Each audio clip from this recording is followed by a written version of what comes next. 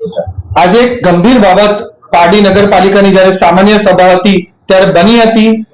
પાડી સામાન્ય સભા પતી ત્યારે આપણું જન ગણ મન નેશનલ એન્થમ ચાલી ત્યારે બધા ભારતીય જનતા પાર્ટીના સભ્ય અને ત્યાં બીજા કર્મચારી પણ હતા. એ જન ગણ મન ચાલ્યું ત્યારે એ ઉભા રહી ગયા હતા. પણ કોંગ્રેસના પાડી શહેરના પ્રમુખ એવા બિપિનભાઈ પટેલ અને એની સાથે એક કાઉન્સિલર પણ છે ત્યારે એમણે ધમાલ મચાવી, ટેબલ પર ચડી ગયા અને જ્યારે જનગણ મનને રોકવાનો પણ એમને પૂરો પ્રયાસ કર્યો. એ બતાવે છે કે કોંગ્રેસને ભારત વિરુદ્ધ એમના મનમાં અને એમના દિલમાં કેટલી ઝેર ભરેલું છે, કેટલી ખરાબ માનસિકતા આપણા ભારત દેશ માટે છે, ભારતની નેશનલ એન્થમ માટે છે કે જે ભારતની નેશનલ એન્થમને પણ અગર રિસ્પેક્ટ નહીં આપી શકતા હોય તો ભારતને શું રિસ્પેક્ટ આવશે.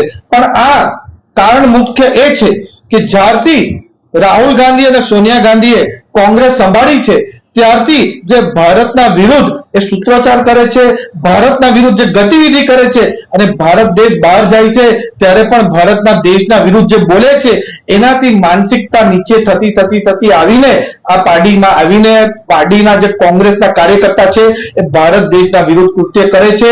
એની અમે ઘોર નિંદા કરીએ છીએ અને નિંદા જ નથી કરતા પણ આના વિરુદ્ધ કડકમાં કડક કાર્યવાહી થાય પોલીસમાં એની પણ અમે પૂરું અમારી ભારતીય જનતા પાર્ટીની ટીમ એ જોવાની છે. એમની પર રાષ્ટ્રદ્રોહનો ગુનો લાગવો જોઈએ કારણ કે આપણું જ્યારે નેશનલ એન્થમ ચાલતી હોય ને ત્યારે આ રીતના એને અટકાવવાનો પ્રયાસ કરે, ધમાલ કરે, કોઈ પણ સંજોગોમાં ચલાવવામાં આવશે નહીં. અને એની સાથે એમની પર ગુનો તો નોંધાશે પણ આ કોંગ્રેસના શહેરના પ્રમુખ એવા જિમ્મેદાર વ્યક્તિએ કર્યું છે, સાથે કાઉન્સિલર પણ છે, એમણે કર્યું છે.